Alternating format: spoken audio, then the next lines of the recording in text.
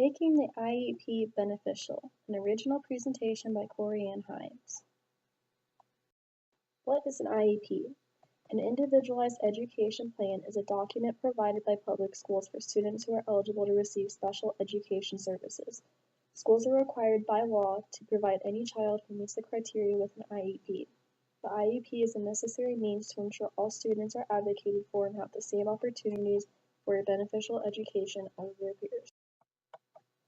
We have a responsibility to ensure that every individual has the opportunity to receive a high-quality education, from pre-kindergarten to elementary to secondary to special education to technical and higher education and beyond. Jim Jeffords. Without IEPs, there would be a tremendous number of individuals who would not receive the same opportunities as their peers. In 2003, Colorado alone had 1,436 schools that had any students with IEPs. Of these schools, a total of 9.6% of the enrolled students had an IEP. Who is involved in the IEP process? The personnel involved in the IEP process include parents, general education teachers, special education teachers, principals, and related service personnel such as a speech-language pathologist. Along with these personnel, a counselor who can ensure that the parents understand what goes on in the meeting is included. As seen in the image on the left, the information provided may be difficult to understand, and as seen in the image on the right, the parents must be able to advocate for or fight for the child to make sure they receive the help they need. What is included in the IEP? Within the IEP, there are outlined annual goals and/or short-term benchmarks for the student with multiple disabilities. Also outlined is what services the student may need, such as a supplementary aid, speech therapy, or physical therapy. The IEP also determines how much time the student remains mainstreamed with their peers or if they stay in a special education classroom. Moreover, the IEP provides a time frame for how long the services are provided. Also, since the student is still required to take standardized tests, the IEP outlines their accommodations. With these requirements, a student with an IEP should get the attention and services needed to have a successful education. So what's the problem?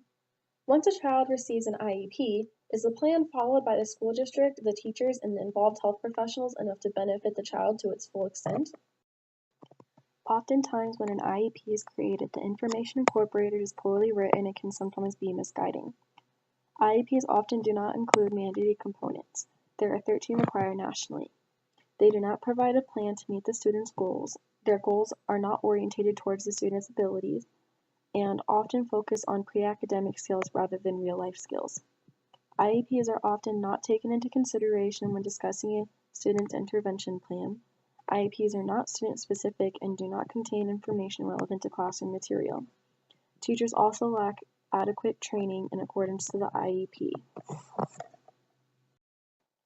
Is there a solution? Teachers should be trained to read the IEPs so they can use the plan in accordance to their lesson plans.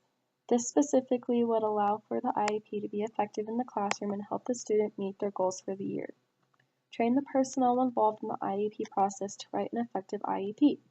This would not only allow for the teachers to better understand and cater to the student's needs, but would remove the chances of the IEP being misguiding or confusing.